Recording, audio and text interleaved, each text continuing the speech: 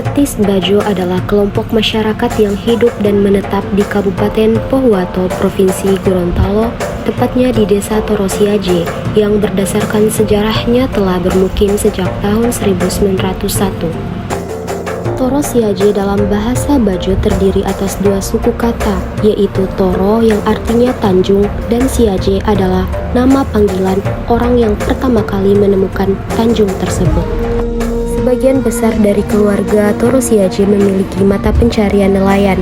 Sementara itu, berdasarkan komposisi kelompok etnis yang mendiami Desa Toro Siaje, selain etnis Bajo yang merupakan kelompok mayoritas, tetapi juga terdapat beberapa kelompok etnis yang lain, misalnya etnis Gorontalo, etnis Cina, etnis Bugis, dan etnis lainnya.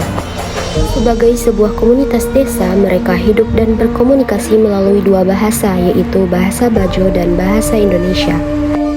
Pengetahuan etnis Bajo tentang tata cara pengobatan tradisional hingga saat ini masih dipertahankan, serta dijadikan alternatif pengobatan karena kondisi dan situasi lokasinya belum memungkinkan untuk akses dengan rumah sakit. Oleh karena itu, tidak mengherankan jika pengobatan tradisional masih menjadi bagian penting dalam mengatasi persoalan-persoalan kesehatan khususnya di Desa Toro Siaje.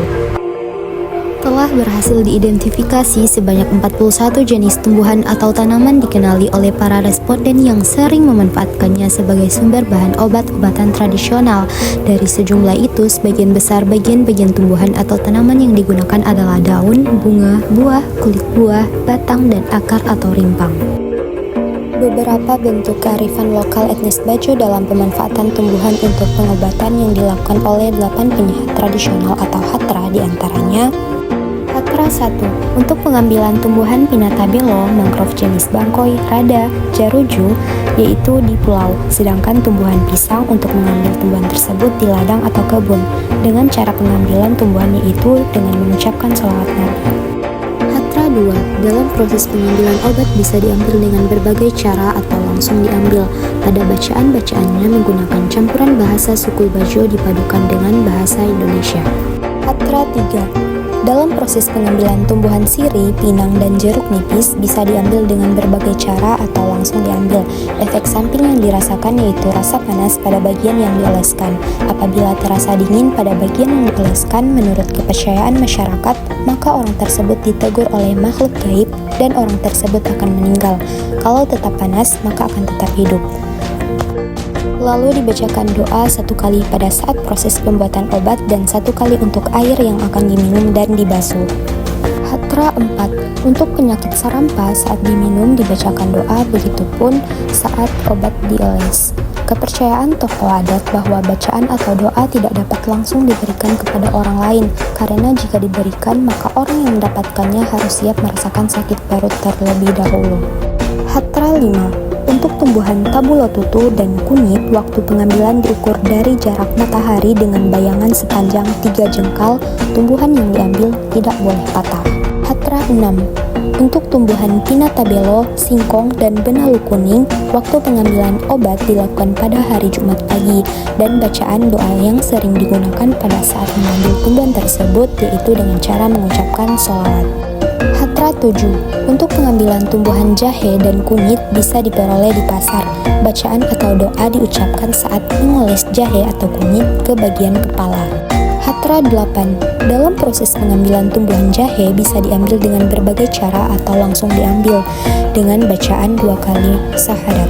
Kemudian 1 kali pada saat proses pembuatan obat dan 1 kali untuk air yang akan diminum dan dibasuh. Tidak boleh sembarang orang diberikan, hanya boleh diberikan pada orang tertentu atau hanya 1 orang saja, atau tidak boleh diberikan pada banyak orang. Yang pertama, petikan kebo atau tabul tutu untuk penyakit asma, kencing darah, dan sakit pinggang. Kedua, ada kunyit untuk penyakit asam lambung. Kemudian yang ketiga, sirih untuk sariawan dan sakit tenggorokan atau serak. Kesimpulannya, Dalam ekosistem pesisir desa Torosiaje menyimpan keanekaragaman hayati yang potensial bagi penyediaan tumbuhan obat dan telah dimanfaatkan oleh masyarakat sejak lama.